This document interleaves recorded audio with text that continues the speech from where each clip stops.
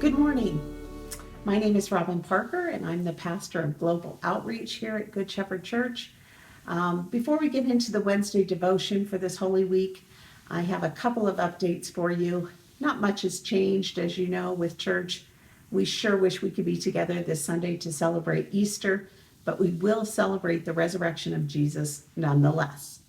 Grab your smartphone and any family around you and send us a video of your beautiful faces saying Happy Easter or He is risen, and send it to info@gschurch.tv.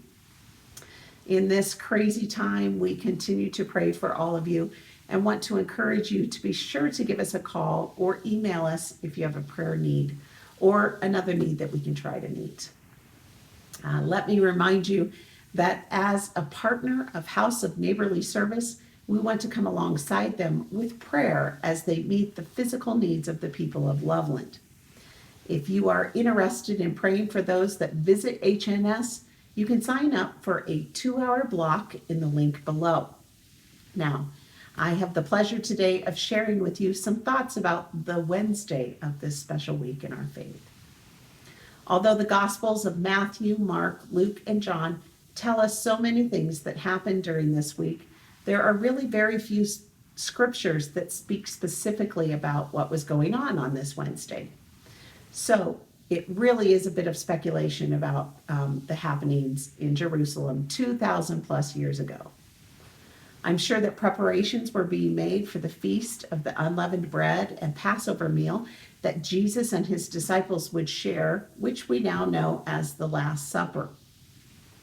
Mark 14:1 tells us that the chief priests and the scribes were seeking how to seize him. And verses in 3 of the Gospels tell us that from then on, Judas began looking for an opportunity to betray Jesus. So things were happening. But Jesus knew his mission on earth. He had come to serve mankind, to share the good news of God's love for us all, and he knew he had come to die. As a fully human being, though, Jesus probably didn't really know the emotional and physical pain he was going to have to endure. Betrayal and rejection from dear friends, flogging and torture, and ultimately his crucifixion. Even that brief moment when he felt that God the Father had forsaken him. So maybe he did what we need to do also in uncertain times. He did what the psalmist encouraged in Psalm 46:10. Be still and know that I am God. The future may look really scary for you. You may feel worry, fear, and even desperation. Do what I think maybe Jesus did just before everything really went south. He stepped out of the limelight, he separated himself for a time, and he was just still. Perhaps he even took time to meditate on Psalm 46. I'd like to read it over you today and ask you to just let it soak into your spirit. God is our refuge and strength, a very present help in trouble. Therefore we will not fear, though the earth should change, and though the mountains slip into the heart of the sea, though its waters roar and foam, though the mountains quake at its swelling pride. There is a river whose streams make glad the city of God, the holy dwelling places of the Most High.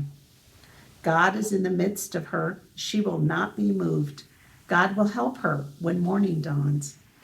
The nations made an uproar. The kingdoms tottered. He raised his voice. The earth melted. The Lord of hosts is with us. The God of Jacob is our stronghold. Come, behold the works of the Lord, who has wrought desolations in the earth. He makes wars to cease to the end of the earth. He breaks the bow and cuts the spear in two. He burns the chariots with fire. Cease striving, or be still, and know that I am God. I will be exalted among the nations. I will be exalted in the earth. The Lord of hosts is with us. The God of Jacob is our stronghold. Thank you for joining me today as during this Holy Week. We sure miss seeing all of you and are praying that you experience some extra special times with the Lord as we prepare for Easter. Check in tomorrow for another devotion from Steph Hewitson. Also, be sure to tune in Friday night for our Good Friday service. And you'll want to gather some bread and fruit of the vine, as the Bible says, as we will be taking communion together. God bless.